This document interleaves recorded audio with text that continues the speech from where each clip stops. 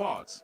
Give them a call at 640-5828 or visit them at number 41 Cane Farm Road, Tacarigua, or email ryanairac@gmail.com. For prompt and efficient service, look no further than Ryanair. Limiting chronic inflammation is important for so many conditions that occur. I had a lot of pain 4 years ago. I used to have pain in my knees, in my hip. Taking it for arthritis. Mickie K saved my life. Then I started to realize, well, hey, I could use my hands, I don't have any pain. All in all, I am pleased to say that Mickie K has worked. When you say TNT's construction boss, then there's only one company, Lacroix Construction Services Limited, specializing in general construction, industrial maintenance, manpower resources, transportation and lifting, and equipment rental, excavators, bulldozers, dump trucks, lighting systems, and everything for your project. We have affordable prices. Call now 267-0000 or 431-0012. Lacroix Construction Services Limited, TNT's construction boss.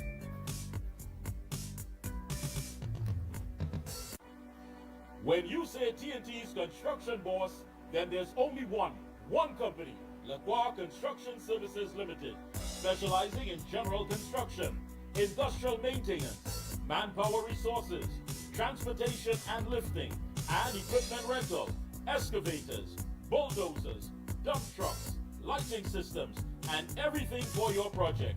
We have affordable prices. Call now 267-0000 or 431-0012. Lacroix Construction Services Limited, TNT's construction boss. For all top quality and affordable hardware supplies, no one beats Midland Hardware, located number 97 Eastern Main Road, Arouca. Midland stocks the #1 brands in hand tools, garden tools, water tanks, power washers, generators, water pumps, kitchen and bathroom faucets, along with face basins and toilet sets, blocks, lumber, steel, sand, gravel, and topsoil. Also check out Midland for steel windows and assorted designs of metal curtain rods. Everything for home and business projects. Payments via links, credit cards, online payments, or cash on delivery. WhatsApp 327-7761 or call 646-2144. Open every day from 8 a.m. From foundation to finish, it's all at Midland. Oh gosh, this place hot. And the AC in this car not working. Check Ryanair. Ryanair is ranked among the best in TNT for auto air conditioning service. They specialize in repairing and servicing all makes and models of vehicles and heavy equipment. They also stock a wide range of parts. Give them a call at 640-5828 or visit them at number 41 Cane Farm Road, Tacarigua, or email ryanairac@gmail.com. For prompt and efficient service, look no further than Ryanair. Limiting chronic inflammation is important for so many conditions that occur. I had a lot of pain 4 years ago. I used to have pain in my knees, in my hip. Taking it for arthritis. Mickie K saved my life. Then I started to realize, well, hey, I could use my hands, I don't have any pain. All in all, I am pleased to say that Mickie K has worked. When you say TNT's construction boss, then there's only one company, Lacroix Construction Services Limited, specializing in general construction, industrial maintenance, manpower resources, transportation and lifting, and equipment rental, excavators, bulldozers, dump trucks, lighting systems, and everything for your project. We have affordable prices. Call now 267-0000 or 431-0012. Lacroix Construction Services Limited, TNT's construction boss. No. I see here concerns also being expressed about where will I govern from, about office space and whatever and whatever. Thank you for your concerns about that as well. I appreciate it. Where will I have space to carry out my duties and responsibilities? I want to assure you, I will be working out of facilities in Port Spain. I'll be working out of facilities in central Trinidad because we do have, for my last year in government, we established a cabinet room in central. It was then the Ministry of Tertiary Education. It is now Ministry of Agriculture. There is a cabinet room there. I will be working out of South Trinidad because we had also established a cabinet room upstairs of the teaching hospital. I've asked the Minister of Health to find out for me what is the condition of that. But I'm told the one at Central is still in good order. And I will be operating out of Tobago. I'm told there's a beautiful facility in the island of Tobago. We will also work out of Tobago. For all top quality and affordable hardware supplies, no one beats Midland Hardware, located number 97 Eastern Main Road, Aruca. Midland stocks the #1 brands in hand tools, garden tools, water tanks, power washers, generators, water pumps, kitchen and bathroom faucets, along with face basins and toilet sets, blocks, lumber, steel, sand, gravel and topsoil. Also check out Midland for steel windows and assorted designs of metal curtain rods. Everything for home and business projects. Payments via links, credit cards, online payments, or cash on delivery. WhatsApp 327-7761 or call 646-2144. Open every day from 8 a.m. From foundation to finish, it's all at Midland. The Excel brand delivers quality service. I would recommend Omega Excel to everyone. Take care of yourself, take care of your health with Omega Excel. If Omega Excel works for me, It will work for you. Over a period of time, I started feeling stronger in my knees where I could add more pressure. Oh gosh, this place hot. And the AC in this car not working. Check Ryan Air. Ryan Air is ranked among the best in TNT for auto air conditioning service. They specialize in repairing and servicing all makes and models of vehicles. Thank you so much, Master Control, and thank you so much to the good folks that are locked on. So we do have the Honorable Senator and the Minister in the Ministry of Housing, Mr. Philip Alexander. Welcome, Philip. I don't know if you were getting me clearly when I was trying to reach out to you. Mikey, thank you for having me. Thank you to your viewing and listening audience. I apologize. I missed it by a minute, and I thought I had more time. I apologize. All right, I'll let that slide. We'll just chalk that up as newness of office. I want to tell your listeners this morning, I made a joke from me when you couldn't reach me and you say I get too big for Mikey, and I said to him, nobody's for Mikey. All right. I am getting a bit of a feedback here, Master Control.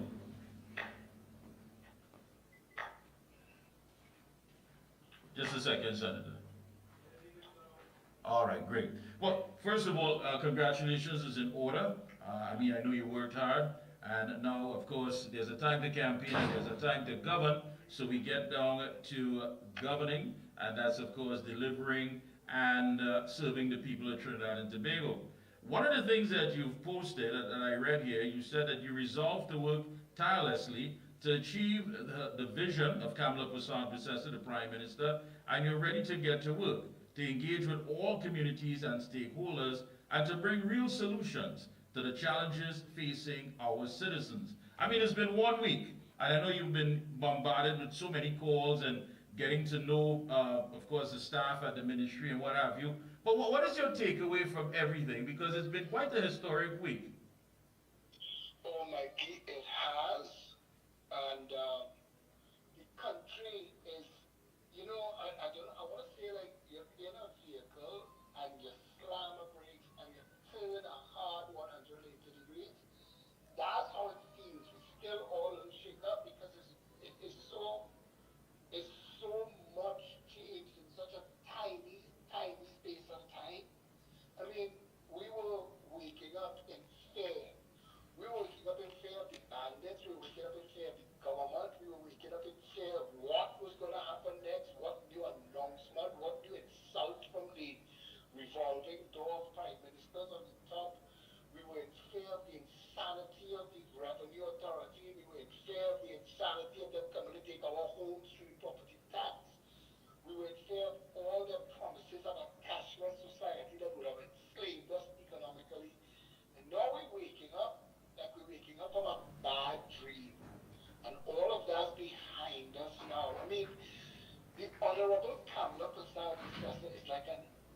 angel on this country right now. Statement, in one statement, she said the merit points are gone. The truckers, the taxi drivers, every car owner, anybody who relies on transportation for their business, exhaled. She makes moves that look so simple. She makes it look so effortless, and she makes moves, and then it just relaxes and releases so many people imprisoned by the madness of this last 10 years. And I'm not trying to exaggerate. You know, everybody who's alive in Trinidad and Tobago right now knows how scary life has been here, how frightening. The banks have been doing what they want, the health sector doing what they want. You go to the hospital, you don't know which security guard you're dealing with, because you're not dealing with doctors, you're not dealing with nurses, you're dealing with security guards that buffing you and have you sit down in a hard chair for 3 days, 4 days. The country was a failed state, and the media was telling us it's not a failed state, and we were being gaslit and lied to daily. And now, as if with the wave of a magic wand, all Philip, look, if I could ask you to talk up a little bit, we're getting some, you're not coming in as bold as usual. I hope you haven't been no, I'm still bold. so, yeah, if you... No, but it is. You hear me better now? A little louder will be better if you raise a little more. If I raise my volume, I'll be shouting at you, and I'll be rude. Yeah, right. All right, I'm getting you now. Yeah, so, but the truth is, honestly, Trinidad and Tobago has never felt more alive, more full of hope than we feel right now. So that's the feeling I have. You asked me about the work that we have to do. The Honorable Prime Minister put 3 strong ministers to work to deliver a mandate. We all have a 6-month deadline on top of us to fix crime, fix water, get housing, get the people settled, get them living a proper life, bring back hope and opportunity to the country. And she wants it now. She doesn't want ministers telling her 3 years down the road, well, madam, we find this and we find that. She don't want excuse makers. She wants people that will go in there understanding the objective and hit the target. And that's where we at. Tomorrow morning, myself and the substantive minister, Dr. the Honorable David Lee, we're going to be in the field from early in the morning. We're going to many of the projects currently underway. I told people when I was sworn in, I know that one of the main jobs was to get that list perfected. So we have an idea of the size of the goal we have to hit. We have to get that done quickly. And we have to do that while raising morale in the ministries. We have to do that while...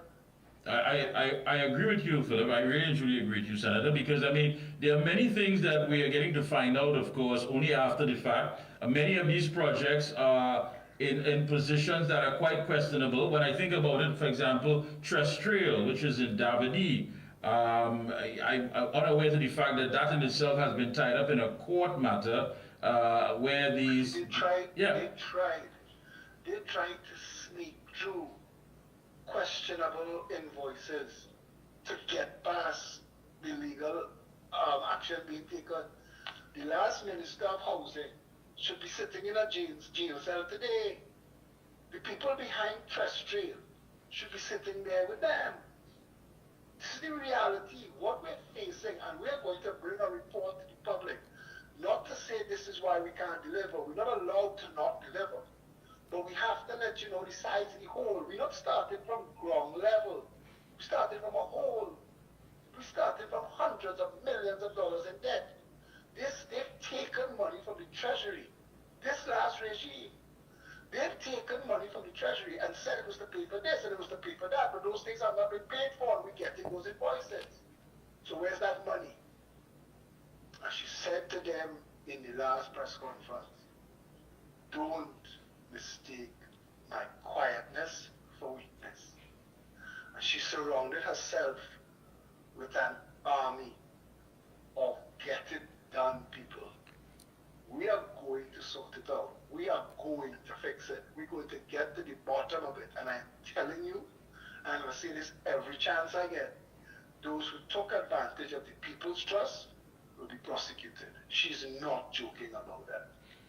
Yeah, the Prime Minister did set the tone at the post-cabinet conference.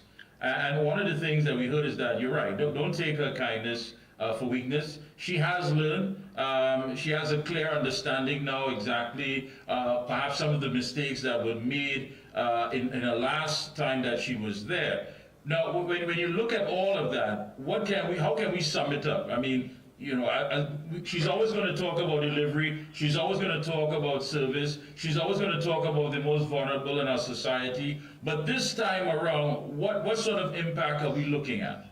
Mickie, I have to respect this woman for even saying that.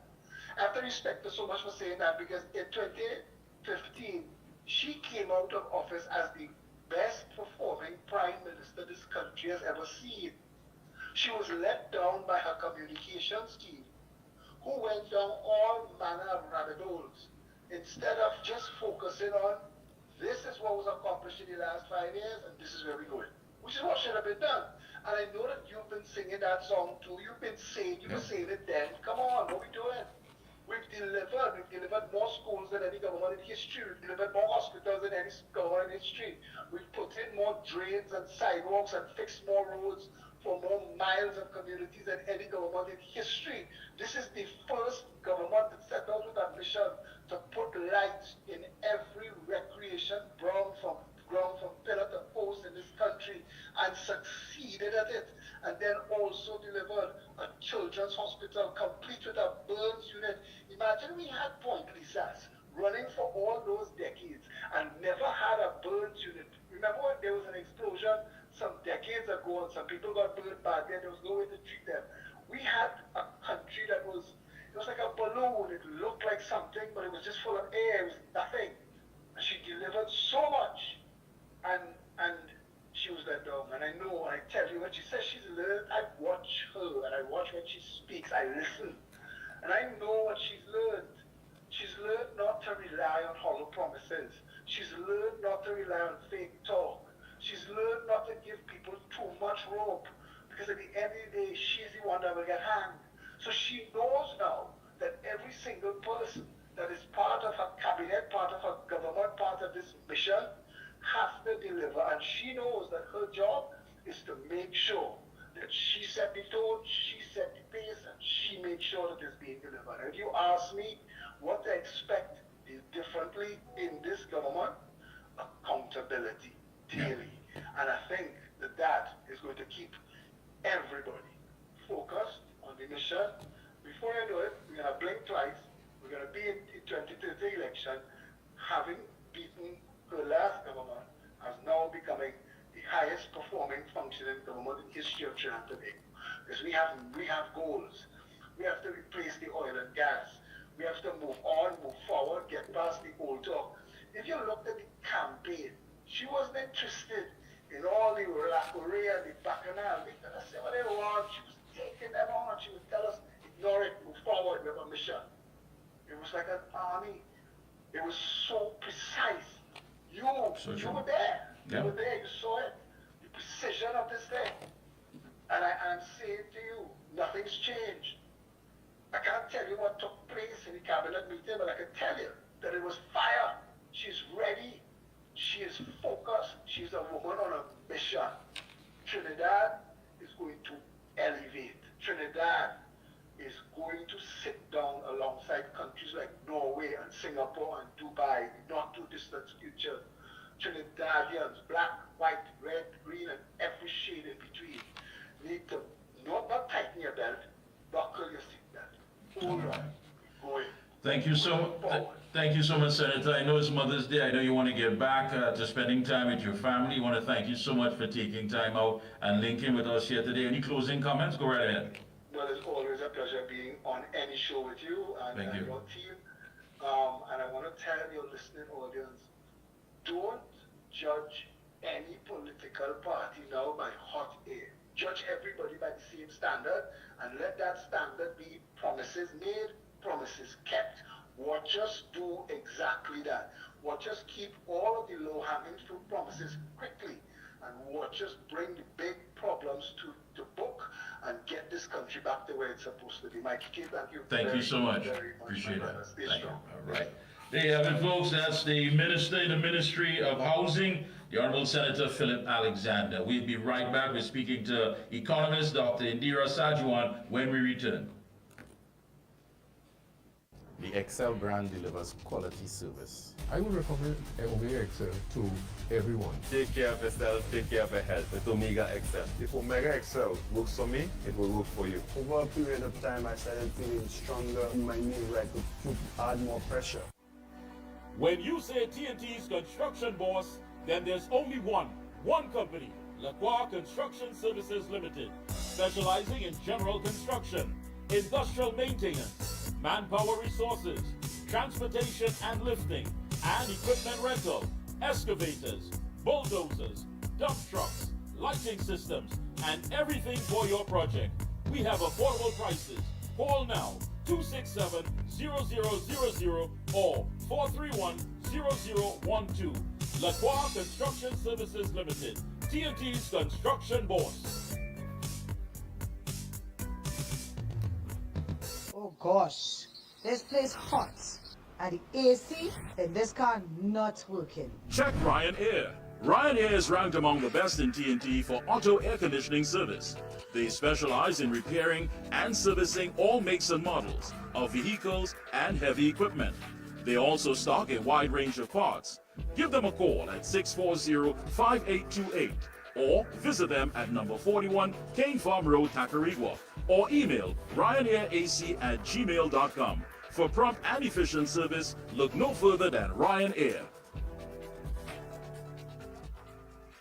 For all top quality and affordable hardware supplies, no one beats Midland Hardware, located number 97 Eastern Main Road, Aruca. Midland stocks the #1 brands in hand tools, garden tools, water tanks, power washers, generators, water pumps, kitchen and bathroom faucets, along with face basins and toilet sets, blocks, lumber, steel, sand, gravel, and topsoil. Also check out Midland for steel windows and assorted designs of metal curtain rods. Everything for home and business projects. Payments via links, credit cards, online payments, or cash on delivery. WhatsApp 327-7761 or call 646-2144. Open every day from 8 a.m. From foundation to finish, it's all at Midland. Limiting chronic inflammation is important for so many conditions that occur. I had a lot of pain 4 years ago. I used to have pain in my knees, in my hip. Taking it for arthritis. Omega Excel saved my life. Then I started to realize, well, hey, I could use my hands, I don't have any pain. All in all, I am pleased to say that the Omega Excel has worked. And we're back. Thank you so much. Master Control, thank you for making those connections for us. Yes, folks, it's Sunday again. Happy Mother's Day, and we are here. We're speaking now to economist Dr. Indira Sajuan, who is no stranger to the Observer. Let me wish her a happy Mother's Day and welcome. Thank you very much, Mikey. Let me too take this opportunity to wish all mothers in Trinidad and Tobago and even further afield a very, very blessed Mother's Day. All right. Let's get down to the meat of it. Last week, press conference, first cabinet press conference by the new administration. And of course, economists are saying that they're not surprised by the state of the economy. First of all, government will have to cut expenditure, which of course is not always easy. What are we looking at? Well, the state of the economy, you're correct, is not surprising. You know, even on the night of the election, I was on television and I made the point. The new government, even though on the campaign trail it may have said it was committed to doing a lot of things, it really can't know what it can afford until it takes the office and has the moment, the time in order to be able to assess what the situation is. And even the assessment that we got in that post-budget statement may not even completely reflect what the state of indebtedness is. There may still be things that will continue to unfold as we go forward. So there is no doubt in the fact that there is our revenue situation is significantly lower than our expenditure situation, and our indebtedness, the amount of money that this new government now is obligated to repay, is going to be significantly higher than was expected. In a situation like this, obviously, just like a household, if you have a situation where your expenditure is more than your income, then you're faced with two options. One, you either cut expenditure or you find new sources of revenue. And I think that the Prime Minister was very, very, she was very, what's the word I'm looking for? She was very, she was very much the leader in the moment that the country needed, in the way that she articulated the problem, in the way she committed to looking after the needs of the people, even if it meant in the shortest of term increasing our indebtedness. She identified the approximately $4 billion that is required for this particular month in order to maintain the level of expenditure, and she went even a step further to identify how she's going to get that money. She identified the issue of rescheduling government treasury, the issue of borrowing, the issue of drawing down on the Heritage and Stabilization Fund. She has no choice in this moment. Absolutely no choice. Cutting expenditure is not something that you simply take a sharp scissor and start doing carte blanche. It needs time. The government needs time to be able to determine where, not just where expenditure can be cut, but where there can be savings in order to be able to manage the needs of people against what realistically is affordable. And also, she continued to emphasize the importance of finding new sources of revenue and prioritizing that.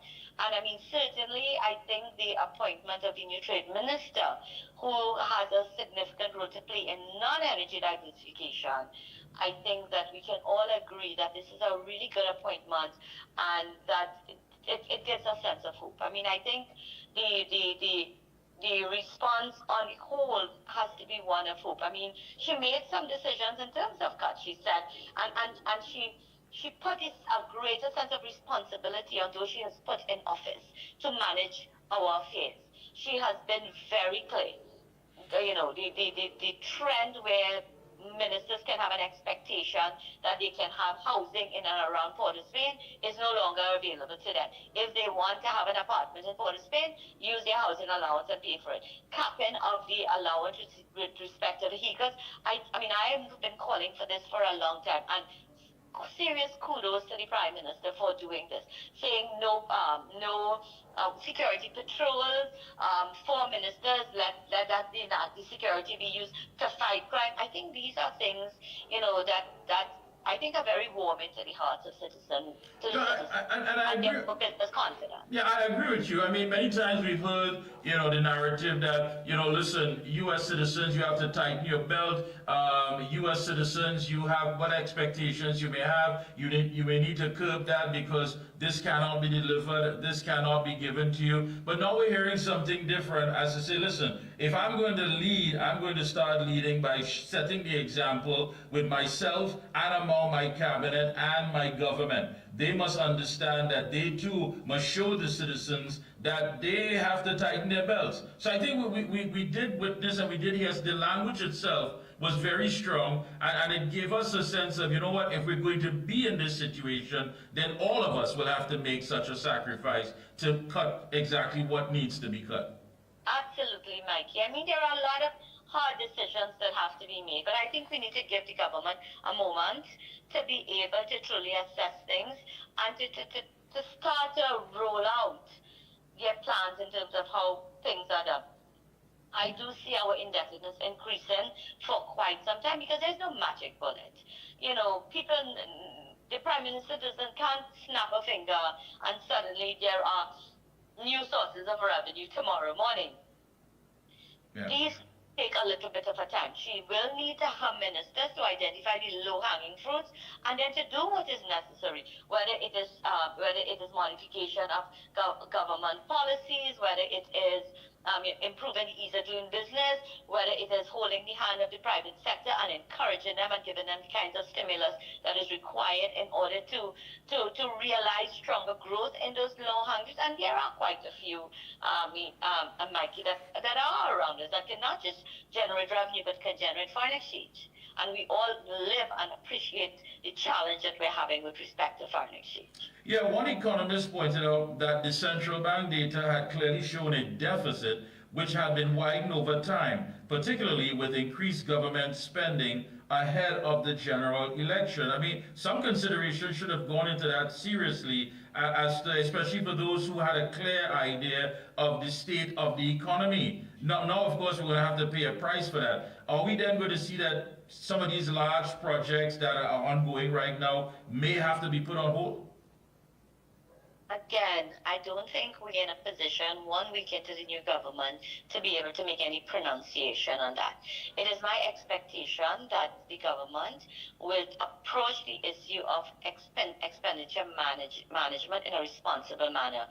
They will do it in a way to ensure expenditure that are linked directly to revenue generation will be the ones that are prioritized, and revenue that could result in increased reliance on the treasury in this moment in time would be the ones that would fall, on the lower steps of the ladder. That is my expectation. My expectation is that, the creating a more enabling environment. See, crime prevention, Mickie, that is, to me, the one that we want to see, and we don't want to compromise on that. We want to see action on that in as early as possibly. Prime Minister has given us 6 months. She says within 6 months we will see the changes, and I mean that is something I think I would really like to see her deliver on, because that would create such a different environment for business. I mean, that would be a fillip to tourism, to investor confidence in many other sectors. It would reduce the cost of doing businesses. It will allow businesses to operate for longer hours. Our entire entertainment sector in Trinidad and Tobago has been curtailed significantly because of crime. So, it is so heavily linked, and that is an area that I really want to see traction as soon as possible. Yeah, also, when you look at what has taken place in the last almost 10 years, the former administration was not SME friendly. I mean, when you look at the fact that so many of our small and medium enterprises needed to have things like foreign exchange, perhaps even help with tax and what have you, these things were not forthcoming. Do you believe that these are the things that will have to be focused on now to give the private sector, especially the SMEs, that jump start to get out there and get things rolling once again? Well, what I would say is the last administration for 10 years really had a rent-a-banker with oil and gas. And that was the only thing they had eyes and ears for. I mean, we had a situation where, opening a shopping mall was touted as very significant, or opening a new retail outlet, which means we were using foreign exchange, in order to buy, to sell to ourselves. That's not diversification. Diversification is where we are, especially export-led diversification, is where we are growing not just firms, but industries that can sell to the rest of the world and earn foreign exchange. That's where the focus needs to be placed, Mikey. So I will tell you that an approach that simply supports SMEs at an individual level is a failed approach. It has to be an approach that takes SMEs in a collective. So you need to take an industry and you need to take the SMEs and firms that exist within that industry, and you need to provide the support that is needed for that collective of firms to be able to compete against each other, cooperate with each other, and grow in order to be able to export to the rest of the world. That is how you generate sustainable employment. That is how you link to innovation, because the competition within those entities forces them to continually be doing things better, which means greater efficiency. So the approach, Mikey, has to be a little bit different, has to be more Michael Porter type cluster approach is what we need, and we have so many low-hanging pockets of activities that lend themselves naturally to us doing that. We simply need to support them. When you talk about these low-hanging pockets, we haven't seen any focus on them for the past 9+ years. And one makes you wonder, why was that not made a priority? But I think I answered that when I said, unfortunately, and this is something I spoke about throughout the just life energy, Yes, that. And it is not simply that we had an obsession with the energy sector. It became even narrow. It became a single focus only on the dragon gas. That's right. Deal and nothing else. And so that the campaign, when I confronted persons who spoke about about the failure of the UNC in its previous iteration, and spoke to the fact that, and when I raised the issue of the dragon has now, it was clear there was no plan B, person said, well, no, there are 25 projects in the pipeline. And those very people post-election and have now narrowed that 25 projects to 9 projects, and have failed in order to identify it. So that we're really not sure, and I think we need to wait for the Minister of Energy to really give us a status on what is happening in the energy sector with respect to exploration within our own jurisdiction, because this is a priority as well. We have a significant number of plants. We have an entire cluster of economic activity that relies on a supply of gas. We are now only able to provide about 60% of the demand need for that particular sector. So we need to shore that up. And while we were all praying that Dragon would have come through because we needed it, we were always very clear, people like myself were always very clear, what if Dragon failed? Given all of the variables, many of which we had no control over, there's a strong likelihood it could fail. What are you, government, doing in order to ensure that there are alternative sources of gas that can come into play in order to be able to meet the shortfall that exists? Yeah. We need now, with a new government, we need to know what the answer, if there is an answer to that. Yeah, and of course, it was mentioned at the post-cabinet press conference, Suriname, Guyana, Grenada, looking at these options, these new ventures, and seeing how best, of course, we can get in there and achieve some of the economic goals that we are looking at. Go ahead. It is a reality that these are longer term, if at all they do happen. I mean, it is true that the newspaper today, the prime Grenada of Guyana, yeah, is saying that they have already identified use for their gas, and Trinidad were not in there. But again, this is a new government. In new government, it is now starting the process of negotiating with Guyana. It is not the old government. Maybe this government can persuade Guyana to go a different route that could see potentially find a way to see us playing a stronger role in the energy sector in Guyana. So, I mean, again, we need to give them some time to see how it plays out, right? And simultaneously too, Mikey, we need to start to be more aggressive with respect to energy transition. That needs to be as much a priority as finding new sources of gas, because we should have started this 10 years ago. If we had started the energy transition in a significant way 10 years ago, Mikey, we would have not been in the position that we are in today. And again, I lay the blame for that at the feet of the former administration. Yeah, I agree with you 100% on that issue. If you had to speak to the private sector so they can have a better understanding what their role would be, what are some of the things that need to be outlined? Well, you see, the private sector always responds to government policy. So I would want to start with the role of government. When government needs to point the direction to the private sector. This happens everywhere in the world. You know, we talk about Singapore as a model to follow.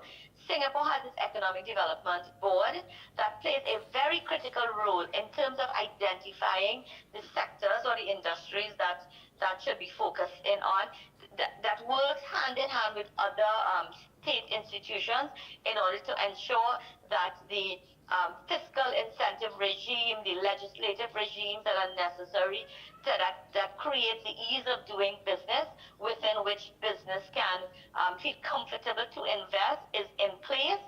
It goes a step further to work directly with the private sector in terms of ironing out and cleaning up any debris that might exist to encourage them to be able to move forward, so that from the state perspective, the state has its role and it needs to do that in a lot more functional manner. We have many state enterprises, Mikey. What we have not had is deliberate on the objective when it comes to diversification, and that has to change.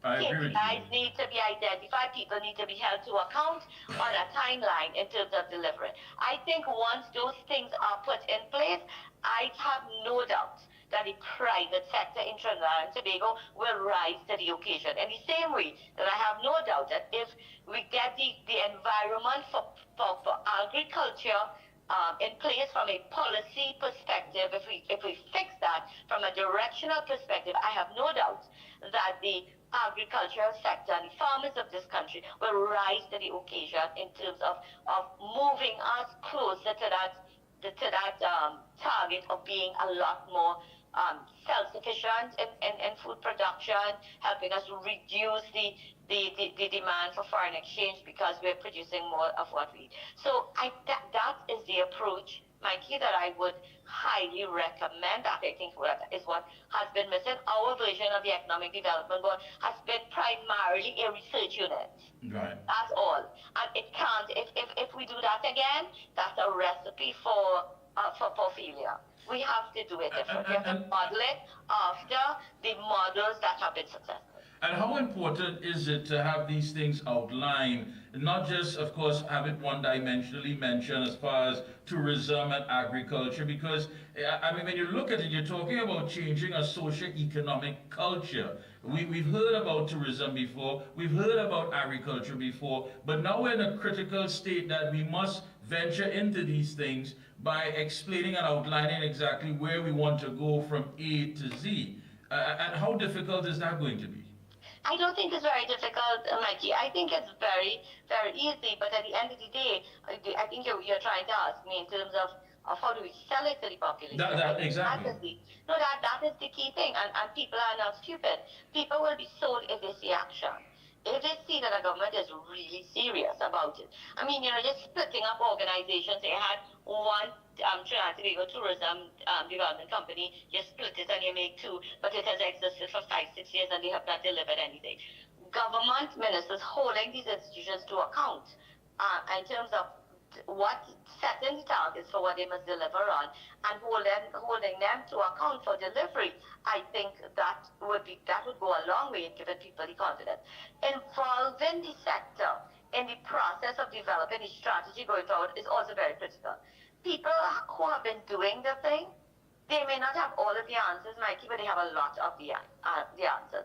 They may not have access, in some instances, as the farmers, to what's happening in many parts of the world, but that is where you have the institutional arrangements that must come in order to support them. Listen to them, involve them, ensure that they are part of the process of the solution, not just recipients of decisions made in ivory towers, imposed onto them, and they look at them and say, this really, you're not serious. And then people just go about doing what they're doing just to survive. So that the entire approach of communication, of integrating stakeholders, all of these things need to be done for us to move forward any kind of way and with speed. We don't have the luxury of time. I want to overemphasize this, Mikey. I agree. We no longer have the luxury of time. We've been talking about diversification now for potentially longer than I have been alive, which has been a while. I myself have been talking about it in the public domain since 2005, 2006. Right? I feel like a broken record on it. And imagine if since then to now, it takes about 10 years to start a new industry and have it on a pathway to sustainability. 10 years. 2006 to now, we've had a few 10-year pockets within there. Imagine if we were doing it in the way that we need to do it, what could happen? Of course, nothing can replace oil and gas into nothing. No one thing can replace oil and gas, but we have to recalibrate. We have to recalibrate. We have to reset expectations within this country. And at the end of the day, we have to do things that can generate jobs, sustainable jobs, rewarding jobs. We have to generate activities and things that can generate foreign exchange, because we need foreign exchange in order to be able to survive and do business with the rest of the world. We have to set what we do has to be driven ultimately by those kinds of targets. Employment generation, foreign exchange generation, revenues to government. These are the kinds of things that must drive where and how we focus in this position in ourselves going forward. I understand clearly. Before you go, I want to ask you now, Labor itself is a part of this administration. The campaign have been on the platform. What is their role and how understanding and flexible are they going to be as being involved with the new administration? They have to be, Mikey, because they're no longer an external party simply agitating for their membership. They are now part of the governance system, and therefore they have to make decisions that are in the best interest of the country. Now, even as I say that, Mikey, I want to say that there are creative ways that we can find that doesn't cripple our treasury to ensure that the people of this country, the working class of this country, earn a wage that doesn't have them operating on 2014 incomes in 2025. I have articulated some suggestions. If the government goes into negotiation and they negotiate a higher wage offer, treat the back pay in a way that you give people what is due to them, but you sterilize it in the sense of it's not a drain on the treasury. Pay it through long-term bonds, which can be sold in the secondary market. Pay it through land, which could then stimulate economic activity through construction. There are so many creative ways that we can take about it. Even laptops, involve the private sector. Allow corporate Trinidad and Tobago to be the mechanism through which the Prime Minister's objective of a laptop for every child, a laptop or a tablet, whichever makes sense. Listen to teachers. Before you go implementing, have conversation with teachers because they have great ideas. They're the ones who work the system and they understand. Have conversation with them in order to find the best way in which to do this that does not, again, put a strain on the treasury. We could rethink things like gate and all of these things. We can rethink it in a way where we ensure we make the money available to persons at the moment when they need it. But ensure going down the road, there is a sense of responsibility that I must give back, and therefore after a few years working, you have a responsibility to pay back, even if it's some of it, at a very low interest rate. We have to think creatively in this moment as never before, Mikey. And I am giving the new government the chance and the space in order to be able to find these kinds of solutions. And I think we all should be on board to do this. And I agree with you. And I think what we're really striking this evening is the fact that people want to be involved. They want to be a part of this. They want to participate. And not just be told that this might be best for you, but after 9+ years, I think they know exactly where they want to be and where they want to fit in and understand the objective is, of course, the interests of the country. So I do agree with you on that. Yes, absolutely. Any closing comments? Go right ahead. My closing comments are that, it is not an easy road. It is not an easy road that faces the government and faces the people of this country. I do believe that collectively we can rise above it and we can find solutions to once again become, to once again take that place that we have always had within CARICOM, within the region. It is for us to have a little bit of patience, have an understanding, and, and even as we do that, ensure that we are the watchdogs on our new government to ensure that they do not stray from their mandate and ensure that they deliver on what is needed at this moment in time in Trinidad and Tobago. Thank you so much. It's always a pleasure to have you on. Do have a wonderful evening. Again, happy Mother's Day and enjoy the rest of your evening. Thank you very much, Mikey. You too. Thank you so much. We're going to take a short break. When we come back, more right here on The Observer. We'll be right back. The Excel brand delivers quality service. I would recommend Omega Excel to everyone. Take care of yourself, take care of your health. With Omega XL. If Omega XL works for me, it will work for you. Over a period of time, I started feeling stronger. My knee I could add more pressure. Oh gosh, this place hot.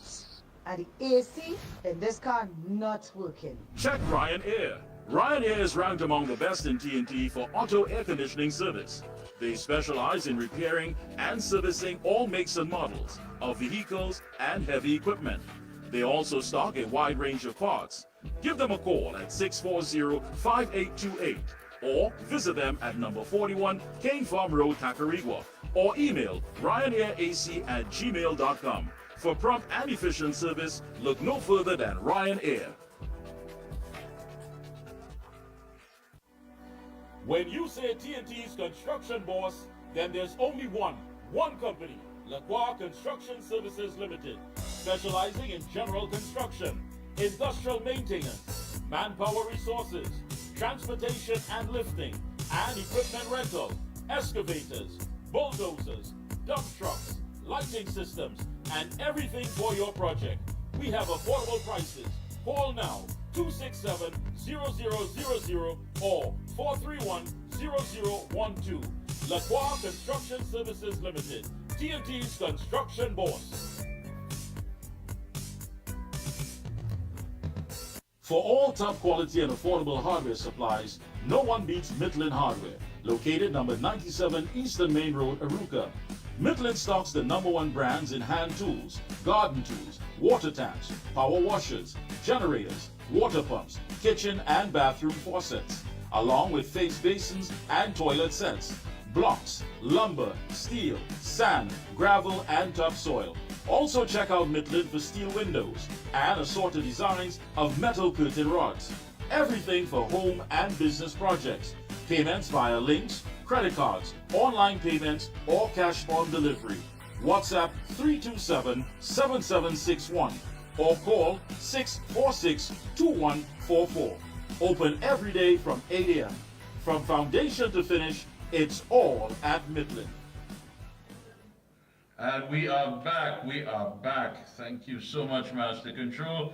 And joining us at this time, we have a political scientist, Dr. Indira Rampasad, who's no stranger, of course, to The Observer. Pleasant good evening and happy Mother's Day to you. Oh, thank you so much. We're mothers and fathers to so many around. Yes, so I do appreciate this. Yeah, well, you are welcome indeed. Always a pleasure to have you on. Let me ask you, there's some talk we did hear, of course, with the industrial judges from the industrial court. What say you to weigh in on that matter? Well, I have had a concern about political personalities. And when I say political, people who are past ministers, former senators, holding positions in our courts, and particularly our specialized courts. So that will include Equal Opportunity Tribunal, the Tax Appeal Court, as well as the Industrial Court and the Environmental Commission. Those four bodies, the cabinet does have a say, but it becomes very, very worrying, and I've heard the unions complain when they have to go to the Industrial Court that the persons may not be entirely independent because they are the lay officers in particular, the lay judicial officers. So you have the chair which generally appointed by the Judicial Services Commission, but they lay officers, the other judicial officers who sit there, they're not lay, they're actually qualified attorneys, judges, qualified in the law, but they are members of the bench, and when cabinet has to appoint them, they tend to become politicized. So there is a conflict of interest between the litigant and the tribunal. The tribunal, being perceived as a partisan. Now, justice must not just seek to be not just done; it must also be seen to be done. Right. And many of our trade unions have been complaining about this, particularly at the industrial court. So I think that would have accounted for the cabinet withholding that cabinet note for the appointment of 2 of the judges there. But this is a matter of concern, general concern. I believe that our judiciary should remain independent, regardless of whether they're specialized or whether they're High Court or Court of Appeal or Magistrates Court. The judiciary should remain independent, and even if cabinet has to appoint them, the person so appointed should, uphold the law and should stand for justice. I agree with you. I mean, there are people who seem to be holding on to certain positions that one has to ask, exactly what do they really stand for. I mean, there seems to be a lack of transparency as to what they represent, and one has to be careful about that. But I want to take you back to last week's first post-cabinet conference, where the Prime Minister made her statements about, don't take her kindness for weakness and what have you. And of course, it is her role to set the tone for her new administration. What was your takeaway from that? And if any tone was set at all, what was it? So yes, a tone was set, and it was obvious, it was very, very clear to all and sundry that this is a no-nonsense Prime Minister. And she's not going to hesitate to chastise her members, her MPs, her members of cabinet, her senators, whoever she appoints, members of boards which are yet to come. She's not going to hesitate to chastise them. She also let them know in not so many words that this is not a place for unjust enrichment. So that if you're receiving a transportation allowance and a housing allowance, then you're not entitled to, to a driver, vehicle, a house. Use your transportation and housing allowance for that. So you can't have your housing allowance and then expect the government to pay for a house in Port of Spain. He was very, very clear about these benefits. And these benefits are clearly outlined in the Salaries Review Commission. So they would be, I believe, accepting, the former government already accepted it. They have to honor that decision to accept the Salaries Review Commission recommendations for the increase for public officers. But the point is that this was a Prime Minister who was all about business. In addition to that, she outlined the really frightening state of the economy and the Treasury, which was some $11 billion in deficit. But she did offer a glimmer of hope, yes, more than a ray of hope, that she's going to try to honor promises to the trade unions for salaries increases, and to other sectors that they made promises to, the laptop, for example, the laptop for the school kids. So she's going to try, and I think the way she's trying to do it is to generate revenue. So she has to bridge that gap with the deficit in order to bring in more revenue, reduce that expenditure, and be able to meet some of these promises in the short run. The salaries and wages, I think she's looking to settle that in the short run, because that was really a very, very volatile situation with salaries not being properly addressed since 2014. I can speak to that as a trade union leader myself. And those that settle for 2 and 2 maybe also be expecting to get what the others are getting. So she may have to do some retroactive payments as well for those that settle, because generally you want to equalize so that one sector would not be disadvantaged. So true. Even at that press conference, she she scolded one of the journalists. She said, listen, I'm not buffing you, but I think it's a bit unfair that you would ask me certain questions when in fact the former administration had such a good honeymoon period, a long honeymoon period with the media. And that's something I would like to discuss with you about. When you look at it, there were so many questions and narratives being bandied about as to why is she not in Port of Spain. It was cleared up based on the fact of the working conditions at Whitehall. And then she made it clear, listen, I can work not just in Port of Spain. I have space at my home. When I was in administration, we also set up space in central Trinidad. We also set up space in Tobago. You know, we can work there. And it seems as though the media still wants to have this sort of control of her government, the narrative of her government, and she's making it quite clear, not this time around. I just want to take you back, of course, to when we had Tropical Storm Brett, just to remind the people, when the opposition, of course, was responding, when criticized by the opposition for not responding to citizens' cry for help in the aftermath of that Tropical Storm Brett, Prime Minister then, Dr. Keith Rowley, said that he was busy working in Tobago. And during a tour of communities in the Penal DB Regional Corporation, it was Rowley said his information suggested that Tobago would have suffered the brunt of the storm, when in fact it was really places like Penal and what have you. Now, when asked by a journalist about his whereabouts over the past 3 days, his reply was, "You sounded like my wife." And, you know, at that time, the media just simply took these things, and there are many other statements that he would have made, that the media just simply took it, accepted it, and moved on. And I think we're seeing with the new Prime Minister, listen, I'm on to your tricks, I'm on to what you always try to, you know, create some sort of problem with me, and I'm just not having it, not this time around. What say you? Yes, a very bold and brave Prime Minister. No, we have here.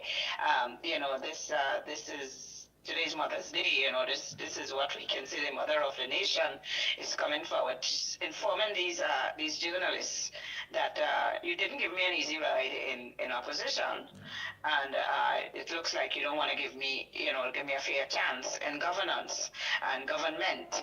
And while I believe in a free and fair media, I also think that they have to be realistic. If a government has been 1 week in power, you can't expect promises to be fulfilled.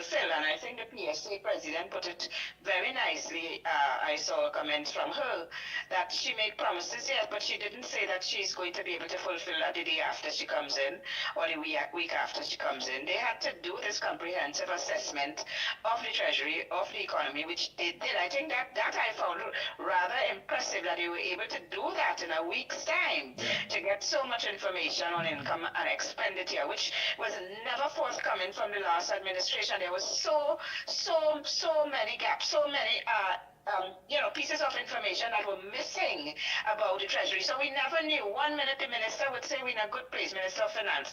The Prime Minister would say ban your belly. And so they were going back and forth, and nobody had a clue as to what was going on. And what was actually going on was heavy overspending. So expenditure exceeded income by $11 billion. And I don't know if that includes the error in that Auditor General's report. And we don't know what happened to that 2.6 billion at this point. I also want to know what is the agreement with Dragon Gas. I keep saying this in your program, Mickie K. What it is that they're so obsessed with this Dragon Gas, and the U.S. government's now actually revoked that OFAC license that they gave for Trinidad and Tobago to deal with Venezuela. Keep in mind that the Venezuelan president has a reputation as a dictator. And our current Prime Minister, is on record as opposition leaders heavily criticizing his dictatorial role, his dictatorial stance in governance. So there are lots of interesting things. She also mentioned, which I thought was welcome, the ways by which she's going to try to generate income. And that is by expanding the energy sector into exploring Grenada, Suriname, and Guyana. She's been criticized for talking about Grenada and Suriname because they're bent on, the opposition seem bent on Dragon Gas. And I don't know why. I'm talking about the current opposition. But the sky's the the limit. And when you are in this state, when the economy is in this state, and you just had the economist there, a prime minister, a government, a new government has to find ways and means to generate income. So that is the challenge that they are facing, bridging that gap between income and expenditure currently. And basically, you're echoing the same sentiments by economist Dr. Indira Sajiwan, who was on earlier. There was this obsession with the entire dragon gas issue. And one has to ask, is there some sort of backlash that we're not hearing about that we can expect sometime in the near future? I mean, it's one thing if someone is to meet you. Let's just say an average person was to meet you and say, Dr. Rampersad, what am I to say to you? Am I supposed to greet you with congratulations or condolences? I mean, you would be a bit worried. Now, when the United States Secretary of State would address you like that, you will be very much concerned, because this is someone who has the highest level of, security clearance. I mean, when he has security briefings, he calls names. He can tell you the names of the people who are perhaps shipping cocaine from the Cali cartel in Mexico. He can give you the names of people who are interacting with certain things. So it means that his intelligence gathering is very much on point. Are we good? Is there some sort of feeling that many people are saying that there's some unexpected backlash, geopolitical backlash, that we are yet to face that could be coming? Well, yes, and at the risk of seeming speculative, but I will offer an educated guess. Please do, yes. Yes, so that's the most I can do, is that, it goes back some ways, Mickie K, with Dr. Rowley putting his youngest minister, 49 years old, to replace him as prime minister when he announced his resignation. And that everyone was surprised at. And then that minister was also the Minister of Energy, who is now still coming back, even though he's been ousted as prime minister and his party's lost the election. He's just an MP, but still coming back and insisting on dragon gas, as if he wanted to dictate to this prime minister what she should do. So one becomes highly suspicious, I have to say, because I still want to see the terms and conditions of that agreement. As an attorney at law, which I am also, I want to see the terms and conditions of that agreement, the dragon gas, and this government should really expose it. What exactly happened, and why would Marco Rubio, Secretary of State of the U.S., make this rather strange statement to the then Prime Minister, former Prime Minister, should I offer congratulations or condolences? That is a loaded statement coming from a U.S. Secretary of State. So the current Prime Minister, also has to reveal a lot of information. We saw things emerging out of the Prime Minister's residence. We saw baskets or caskets or boxes of alcohol there. And it seemed alcohol for consumption, And they were accusing her of being a drunk. And all kinds of names, but one wonders who are actually drinking that alcohol, consuming that alcohol, imbibing that alcohol in the Prime Minister's office, and when were they doing that? So a lot of things are going to come out, which will require a lot of answers. Dr. Rowley's gone his way, peeks his head in and out to make a very critical statement about the government. But he's really out. I mean, he's one. I think everybody is blaming him for the fiasco that happened to the PNM on election night. And there are many supporters of the PNM that are very, very unhappy by how they were governing and how they were treating people, including PNM members. So they have to now start rebuilding a party, reflecting with some of these players still there. Yeah, you're right.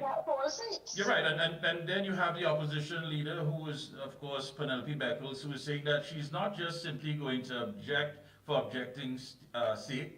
There has to be a strong opposition, and I believe so. In order for us to have a healthy democracy, we must have a strong government along with a very strong opposition for checks and balances, accountability and transparency. But if the right hand doesn't know what the left hand is doing, because here it is, you have Mr. Young calling a press conference. Who authorized this press conference? Did he communicate with his the opposition leader, Ms. Beckles, before making arrangements for this press conference. We see where he entered the room before she was sworn in, and he didn't even acknowledge her. So all of these things are playing out in the public domain from a political party that always seem to pride themselves not to air their dirty linen in public. Now, it's going to be quite a challenge because now you have accusations flying left, right, and center about some of the actions of ministers, although it wasn't mentioned in names by Dr. Rowley. But in his posting, when he replied to Dr. Amory Brown, he did mention, of course, young girls and the behavior and what have you. I mean, we're at a very strange point in our democracy at this time. Yes, so, now the dirty linen being washed in public, a lot of it that was being suppressed before. So it's going to be interesting because Penny Beckles is now the official opposition leader. She has the say as far as opposition leadership goes. But there has to be an internal election, and that is forthcoming for a political leader. It would be interesting to see whether they're going for a different political leader from the opposition leader, which had messed them up before during this election, this past election. Whether the opposition leaders, well, of course it's an election, so if she throws her hat in the ring, she has to run and compete with the others. So the results of that would be very interesting. I agree with you. We need a strong, resilient, and healthy opposition for our democracy to survive. They're 12, 13 of them. There are 13 of them, and they have 6 senators. My concern is some of the old guard is still there, right? And there are all kinds of issues surrounding them. So, for example, the MP for Diego Martin Central, is it, Mr. Colin Edward? Yes. And he was the one, they took a very, very condescending, derogatory approach to the trade unions. They were very anti-union. He was Minister of Finance. He's back there just as an MP.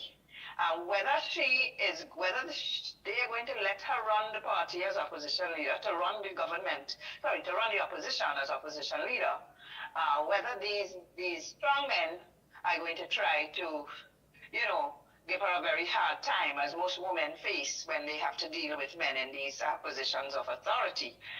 She's well liked, well respected, but I think there's an uphill battle for her having to deal with these men under her. And not only men, but some women who are part of the old guard. So there's not much new there for her. There's not much new, except, and that's left to be seen, those 6 she would name as the opposition senators. Yeah, and of course, there are some names being bandied about, even former UNC individuals who say that they have no problem with serving within the PNM now. So all of these things to look at. Now, go ahead. They will have no problem serving because they have nowhere else to go. And one also have to be careful of grasshoppers. I've said this publicly, that what do grasshoppers really stand for if when you don't get what you want, you jump to another party? What do you really stand for? What is your worldview? What is your philosophy? Where is your integrity? What do you stand for? And do party leaders want people like that around them? Can they trust those persons? And the issue of trust is a critical one when it comes to who you have in the Senate and who you have in the House, right? Because a lot of things come to a vote there. You might sometimes need a simple majority, sometimes a special majority, and therefore that issue of trust and the doctrine of collective responsibility will kick in. You are expected to support your party. That is an unwritten doctrine of collective responsibility which guides our parliamentary democracy. All right. Before we close up, I mean, it's been a few days. We've heard the Prime Minister. She's set the tone, no nonsense. She's making it quite clear that, Minister, she's even talking about capping on the vehicles, because that in itself has been an issue. And if it is that you need to have your private residence in Port of Spain, you'll have to pay it out of your own pocket because you have an allowance. So these are some things that we're hearing that she has put in place to make sure that the hemorrhaging of the finance, of course, is put to a halt, or at least it slows down. Now, taking all of that into consideration, what is expected of the citizens? I mean, going into this, having to be patient. At least we're not hearing this talk about tighten your belt, but we're hearing from someone who's saying, listen, we have to do it, and we have to find the money. We have to get it done. What should citizens understand their role during this period? So the citizens, I think, has breathed a sigh of relief. You know, a lot of people told me this post-election, that the air feels lighter, that they feel they can breathe. They were feeling as if they were under the whip, they were being suppressed. The crime, the economy, the property tax, the forex crisis, all these things are weighing on them.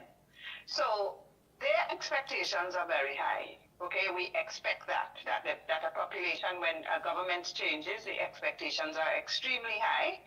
What is expected is that one would expect that the population be reasonable in their expectations. Reasonable, especially in terms of the time frame in which they expect change. You know, so some things can be done in the short run, some things in the medium term, and some things might take the longer term.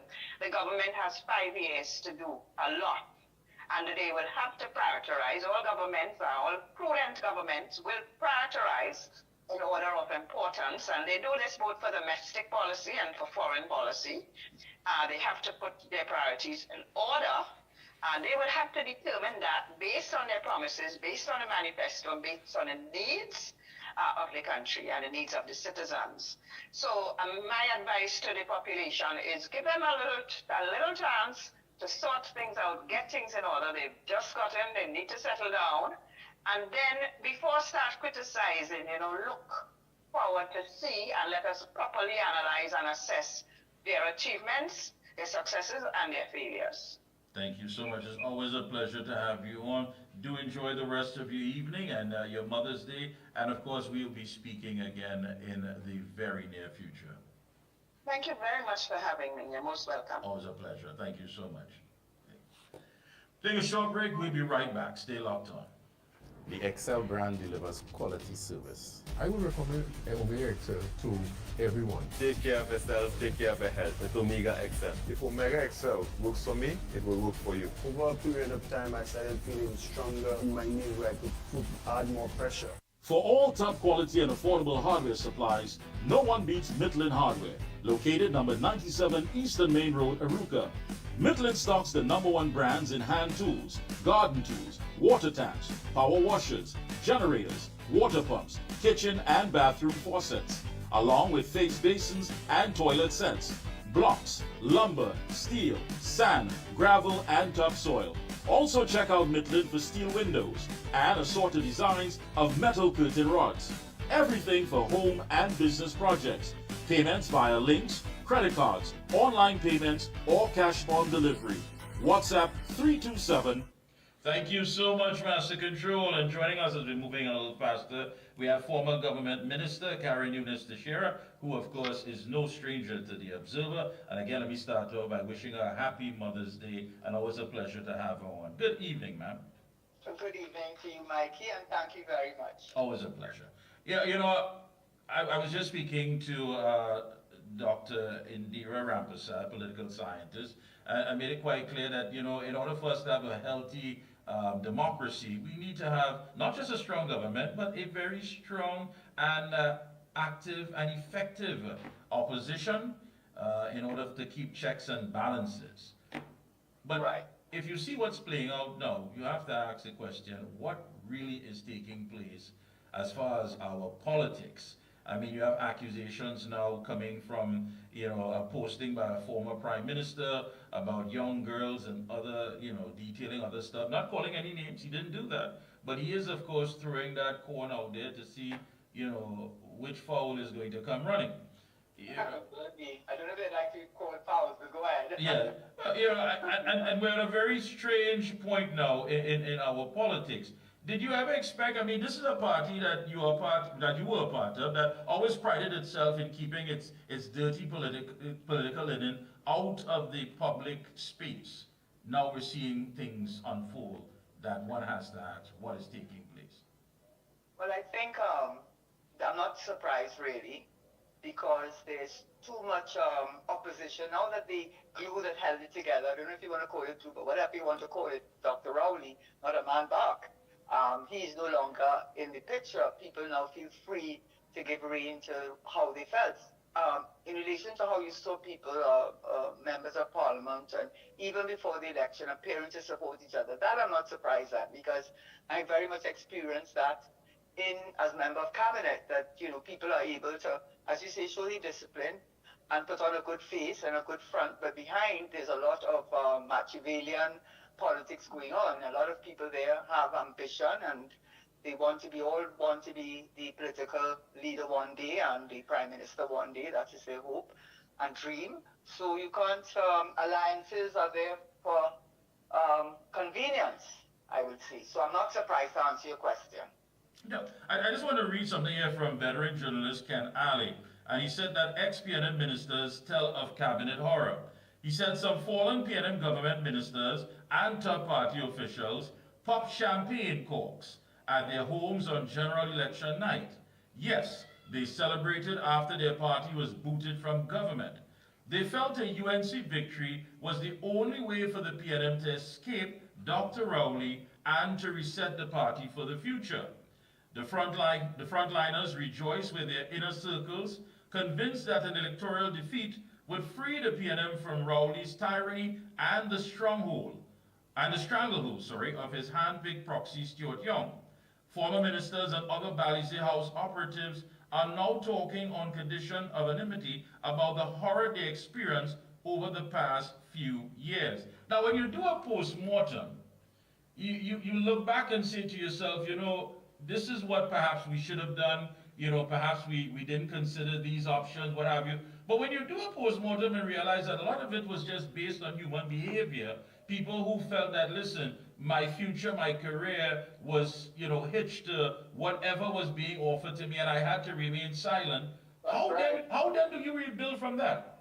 Well, something, what you just said to me about popping champagne, I'm sure that happened in 2010. There were persons in that cabinet who wanted the PNM to lose. I mean, in my constituency of David O'Meara, where I had a 98% approval rating, even higher than Jack Warner, that was done by NACTA about 2 weeks before the election, and I had a good team working with me. In any event, I was told by the constituency that they did not want Mr. Manning, they wanted Dr. Rowley. And that was so what you're hearing now is, I think Robert Lahan said something, do so, do like so. So that's what's happening right now. I'm not surprised at all. That I am not surprised at all, because I'm confident that Stuart Young was not a favorite for many reasons. And one thing, the enemy of my enemy is my friend. And politics makes strange bedfellows. And I think the common enemy was Stuart Young, and they were afraid to do anything because Dr. Rowley, from all the reports I have heard, is a force. But he didn't hide his personality to us, the electorate, much less behind closed doors. So I think there was a feeling that the only way to take back control of the party, the way that it was going, and I'm confident it was going in a direction that it would have lost its, loss of its support, and the persons who felt that the PNM rightly belonged to those who had been there all these years, etc. I am confident that it was going in the wrong direction. So I'm not surprised they felt so. I felt that they shouldn't have won. Not that I don't think the PNM is a good party. I do think it's a good party. Did it lose its way? 100%. Did they want Stuart Young?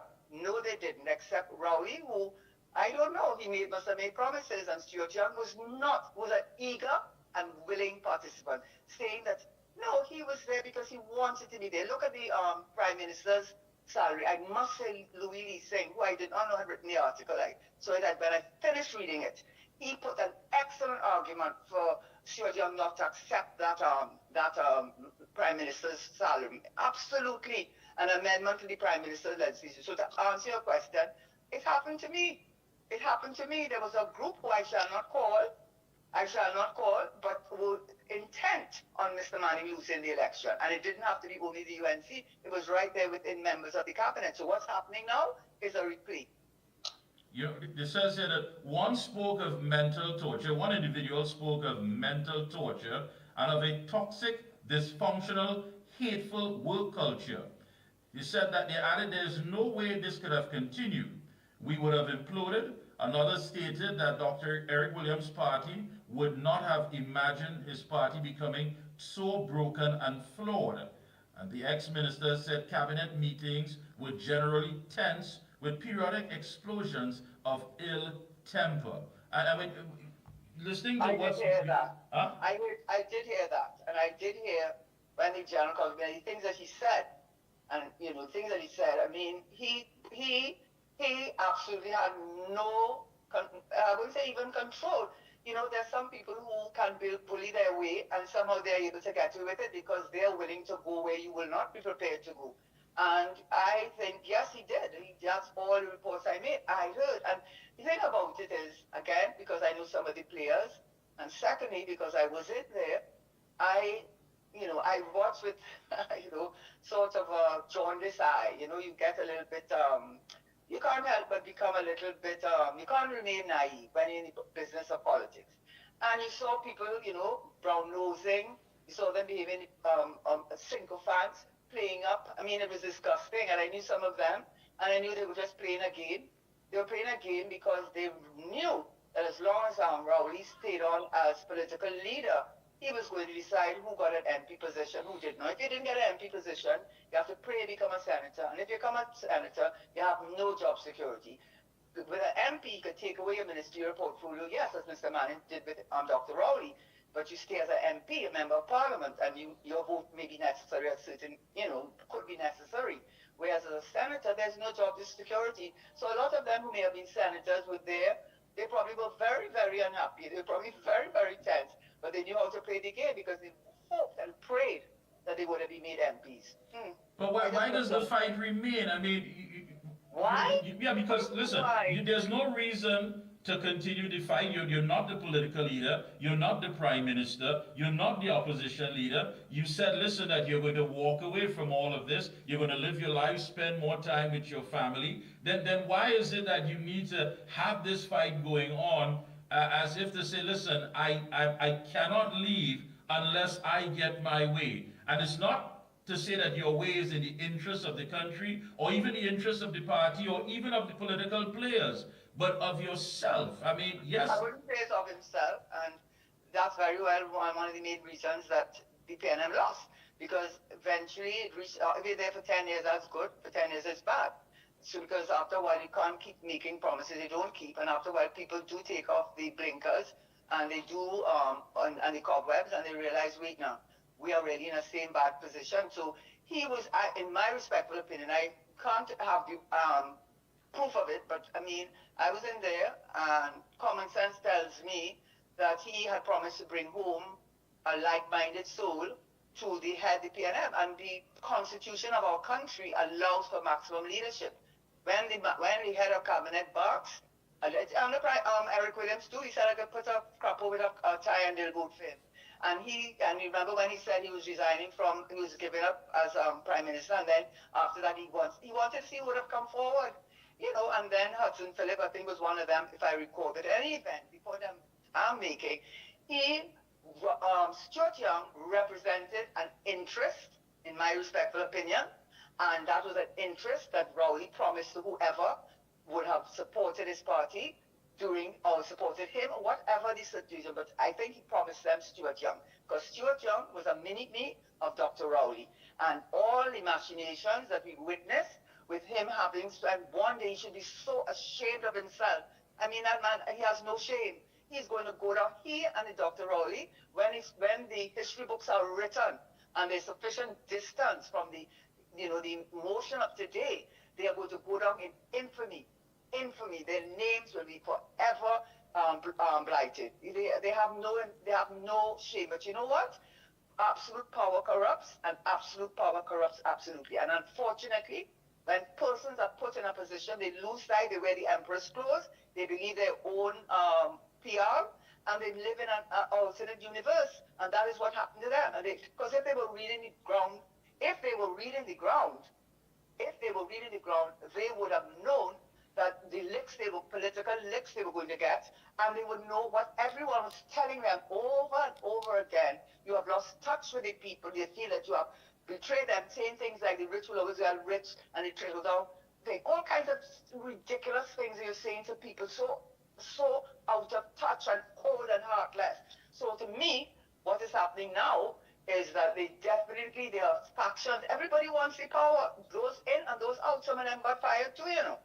All of them want to be inside. Everybody feels they should be prime minister. I don't know who they are, but everybody wants to be prime minister. That is the name of the game. I was in there, and I know the most unlikely persons you wouldn't even think of are the ones who are burning up with the most ambition. And they were careful not to show their hand. Yeah, but there's a new opposition leader. No, she's not the political leader. There's a new opposition leader. But it's not to say that she was absent to all that was taking place. She was right there. Let's be honest. She was there. Now, she has to pick from the same pool that these individuals were part of. I mean, so how much flexibility or how much room does she have to maneuver to bring anything that may resemble change or anything that could be helpful to the party? Well, I don't know. I don't know if you. I don't know if it's absolutely correct to say she has little room to maneuver because she has to pick 6 senators. Right. And the 6 senators, you know, you're hearing names being called. So she has to be careful about who she picks as her 6 senators because now they're going to be in Parliament. They're going to have the ability to keep their public profile going. She has that to consider, and that's a big consideration for her. And therefore, there are many people who are not in the who did not lose because they did not go up, or they are not. They're not. But you can't take an MP. He's in the lower house.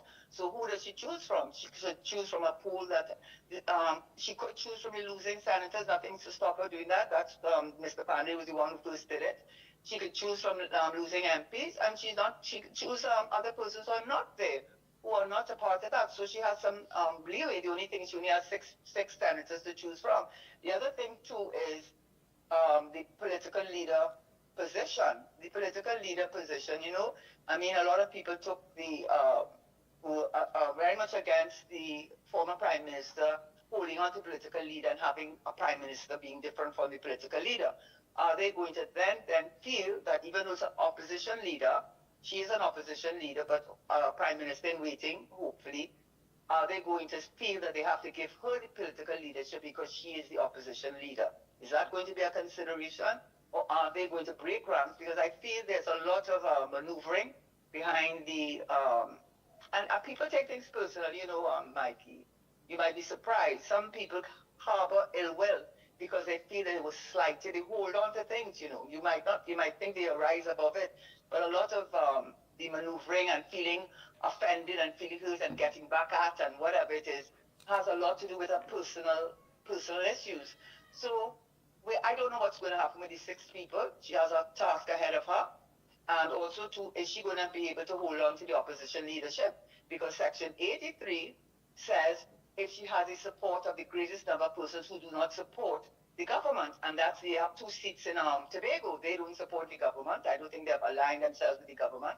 So it's not only the 13 MPs or PNM MPs, but also the 2 TPP MPs. They would be considered under Section 83, and it also states very clearly in Section 83 for the opposition leader, unlike the Prime Minister, it says who in her or his, they use the word, who in his judgment is best able to command the support of the greatest number of members of the House of Representatives who do not support the government.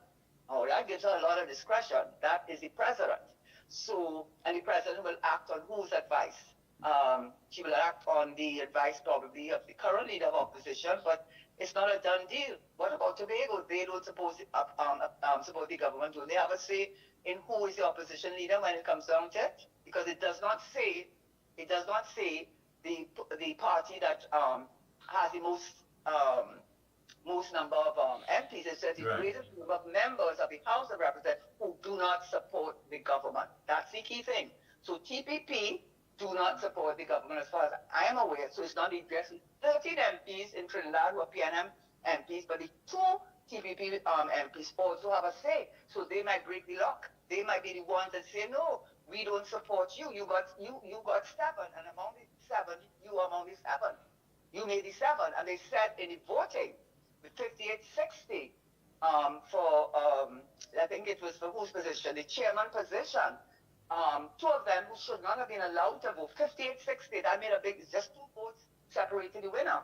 And two voters were Amory Brown and Roger Monroe, who they say should not have been allowed to vote. That's right. They said that it was done illegally. They had. So that tells you in a nutshell. Don't believe the what people present themselves to be. Right? Don't believe that. There's a lot going on, and now that it's two in Tobago, according to Section 83, that doesn't mean she's going to hold on to the opposition position. I don't know. They have to have a say because that's what Section 83 says. Yeah. Do you have you thought perhaps to return to the party and help with the rebuilding process? Well, Mikey, you want me to be very honest? Yes. Frank with you. Yes. Honest, no, I don't want to use the word honest because it means I could be dishonest. So I want to be frank with you. I to pull back from using that word. Not a good word for politicians or would-be politicians to use. But listen, I have a lot of respect for the PNM as it was, under Mr. Manning. I have never, ever gone against Mr. Manning. I was offered, as I've always said, the opposition senatorship when they were in opposition by someone who could have made that offer. And I suspect was sent to make the offer, and I turned it down. So I am not a sour grapes. I'm not at all. It's very easy to have gotten back just by talk Mr. Manning and suck up to Mr. Dr. Rowley and you'll get in. Because I think they think I was a good speaker in the lower house. So I suspect they felt I would have added some value from their point of view. And in any event, to answer your question, I don't think they want to see me. I'm a realist, They don't want to see me because they are hurting. They are, and that is those who are in and those who are out. And how much change is really going to happen? That makes me wonder. Those who are in and those who are out, are we exchanging 6 for 1? Are we really making a real difference? Or are these people who feel that they should be there and are not there, and they don't want the direction in which the party is going because it doesn't benefit them? Or are they really interested in the downtrodden? Or are they really feeling their mission is really to help those who were sidelined by Dr. Rowley? Is it that? Or is it that they feel that they have been hard done by and that they are long-term PNM members and they should be restored to their rightful place? I don't know. And I think that my presence there, not having attended any political meeting or either party, neither putting on anybody's jersey or anything like that, I think that they will hold something against me for, they will just do that. I just know that that is the thing. And I'm not, I want to help my country. I love my country. And I would help, but I don't feel I would be welcomed. Somebody told me they would curse me out. Well, I want to thank you for taking time out to link with me here this evening. It's always a pleasure to have you on. And yes, you're always frank. That's one thing. You pull no punches. You say it as it is. And we wait to see how things unfold because, really and truly, we need to have that balance, especially that level of political equilibrium where we have a strong government willing to serve, willing to deliver, but as well as an effective opposition that is willing to call things out and to keep things transparent where they need to be. And one has to ask the question, what is really taking place when you look at the political landscape at this point in time? The newly installed Prime Minister has set the tone. She's all about working. She's all about cutting expenditures. She's all about making sure that the most vulnerable is taken care of. And of course, she spoke about the laptops and everything for the children. And on the other side, you have, accusations being hit left, right, and center about so many things. And people are saying, listen, they're actually distancing themselves from that strategy that brought in a prime minister select rather than one that was elected.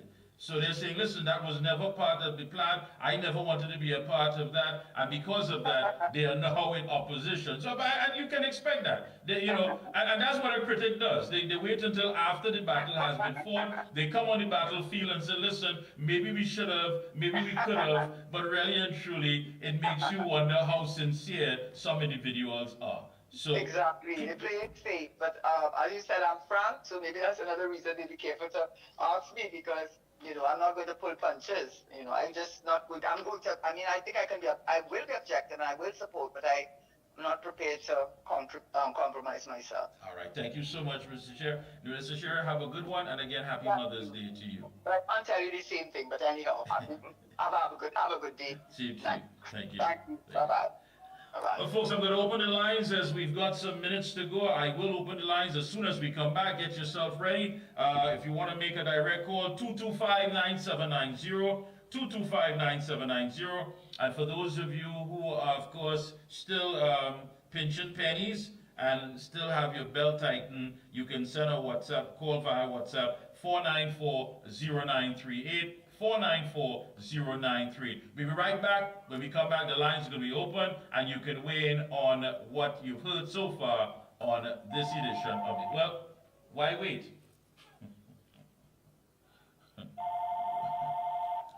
Yes, pleasant good evening. Welcome. Good evening, Mikey. Good evening, sir.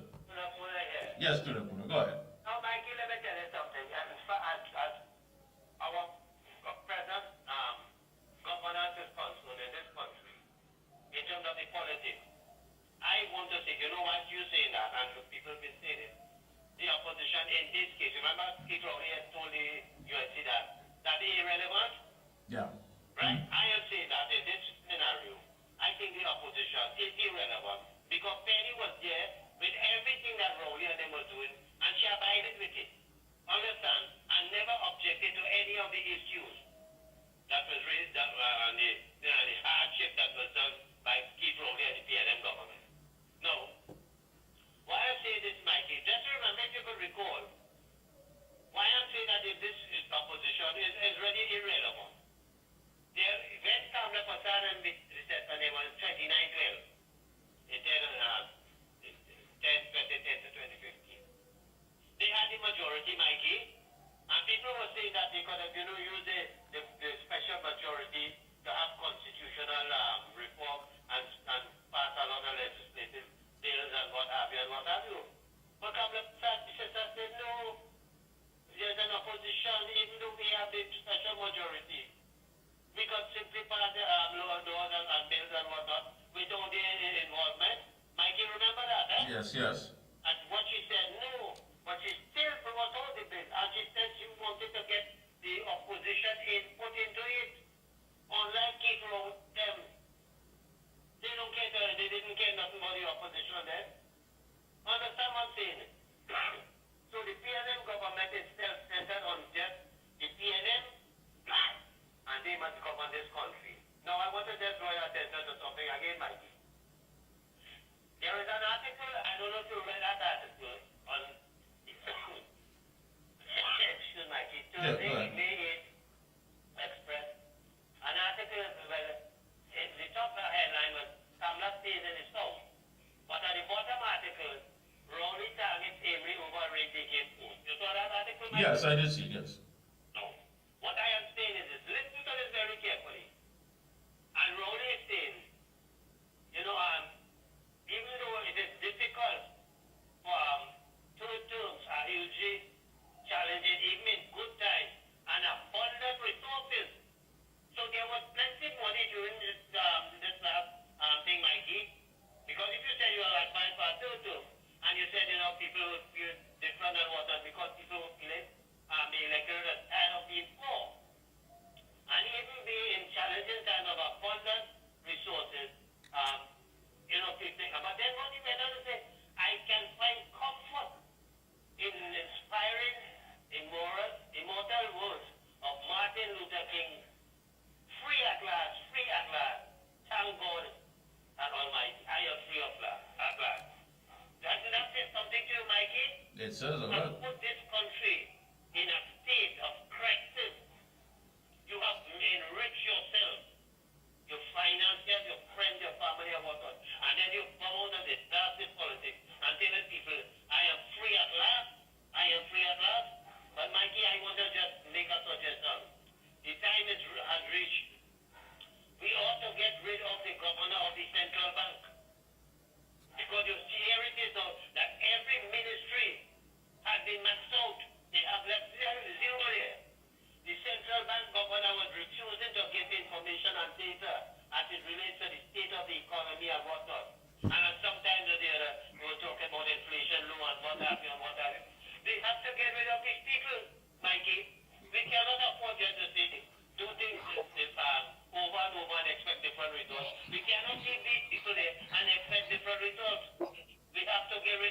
not listen. I agree with you. Thank you so much. I got some folks. Who else is on? Good evening. Good evening, Mikey. Good evening to you and to everybody out here. Good evening. Free at last. Not that guilty conscience, Mikey. That guilty conscience will eat him raw because we see everybody coming out and poking at him now. We saw what Lehan said about him being there and telling Penny what to stand strong or whatever. Penny can't stand strong because Penny is just as guilty as the rest of them. She sat in a cabinet. She played deaf, dumb, and blind to all what was going on. You sat there and watched Georgia with 180 recusals to make his brother back in billionaire and his father multi-millionaire with Rohan Senen and with Forrest Rent and all of them, and she's going to stand strong. You see, Mikey, I don't know if you remembered when Lehan first came in, and the first thing he could have done in the Senate was talk about UNC thief, UNC thief, UNC thief. Why he don't come out now and tell us what UNC stole? Come out now, now you're playing man. Come out now, but you see, Mikey, PNM not only washing their dirty linen in public, they're hanging it with the stains on it. They're hanging it with the stains. Because we heard about the sample report and pedophile, in the PNM, right? We heard the Julia Jones report, and they did nothing about it. And now Rowley's coming to tell us, to tell the nation, and asking the Commissioner of Police to investigate who was interfering with girls. No, Mikey. Yeah. Rowley's just as bad and guilty. You knew what was going on, but you have the gall and the gumption and the temerity and whatever words we could find to stand up and say none of your ministers are guilty of any wrong to it. None of them have no corruption or whatever in the PNM. And when we saw it with Darrell Smith as well, Mikey, okay, he run to give the Commissioner of Police this file, right? I don't know who's in this minister that he's speaking of, and I don't want to speculate. But we heard about Darrell Smith. Did he ever give the Commissioner Darrell Smith file?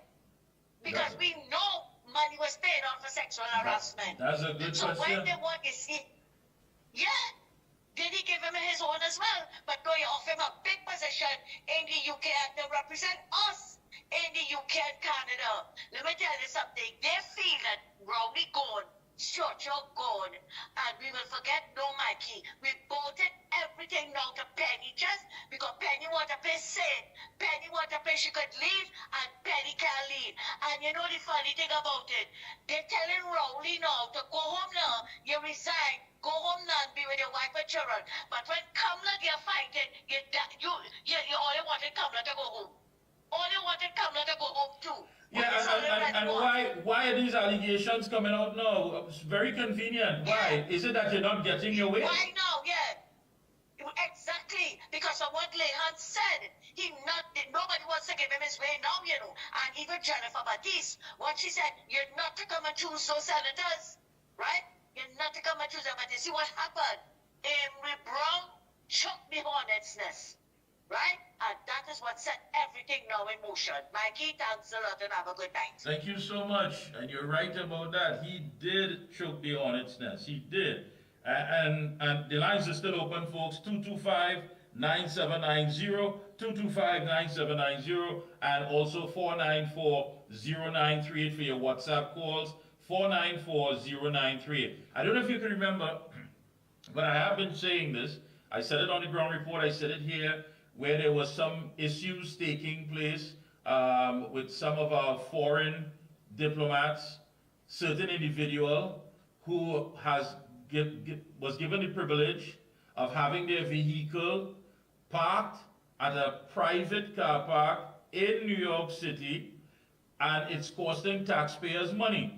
And I did mention, was it because this individual, who is a female, was it some actions under the sheets that she was allowed this privilege? Because all of a sudden you're hearing talk being aimed at certain individuals about young girls and taking advantage of them because of using your office and what have you. So again, things are starting to connect. And again, keep an eye on the media. I'm very much concerned about that because they were hounding the new Prime Minister, Kamala Prasad Bissessa, all of last week about where is she, where is she. You had one person running around like Chicken Little, according to Dr. Rowley, Chicken Little, like the sky is falling. Is she sick? Is she this? Is she that? All sort of things were being said. And here it is, we were told that she was working at her home in, of course, in the Philippines. And then she came out at the press conference and said, listen, I can work in Central Trinidad. I could work in North Trinidad. I can work in South Trinidad. I can even work in Tobago. There is space that has been allotted there for me to work as Prime Minister. But when Dr. Rowley was missing for 3 days, according to journalists, about his whereabouts, after the tropical storm Brett had passed, and they asked him, well, where have you been for the last 3 days? His reply was, well, you sounded like my wife.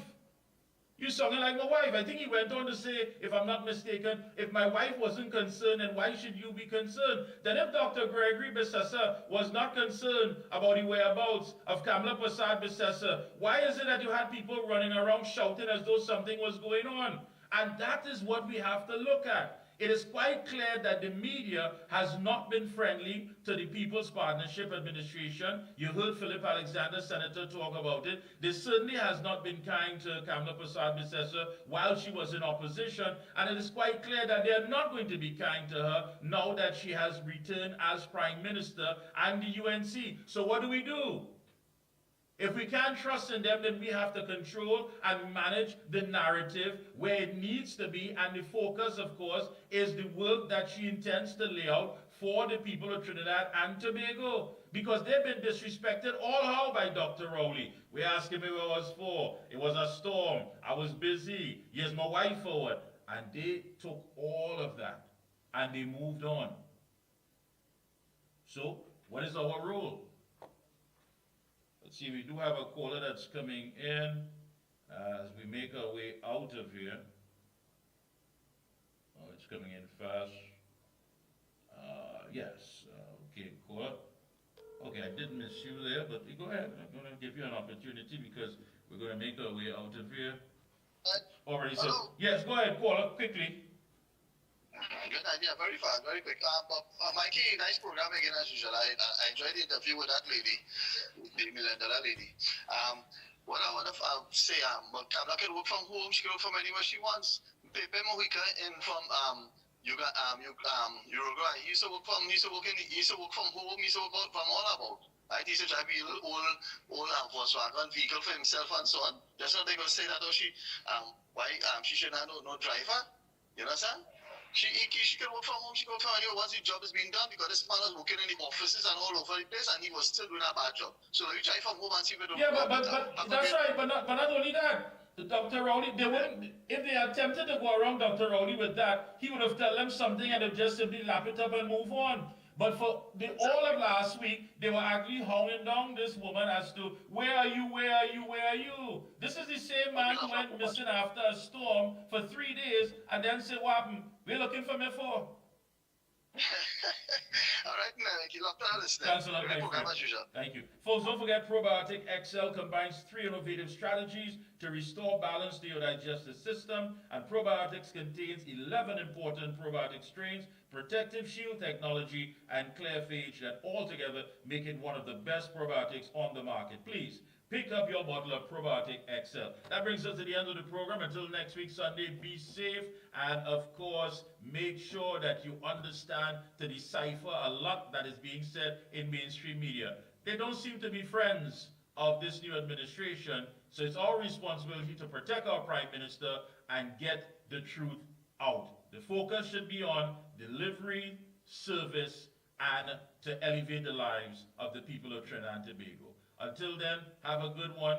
We are once again observing, but we are observing in the interest of everyone. Have a good one.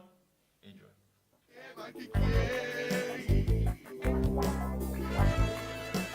The Observer.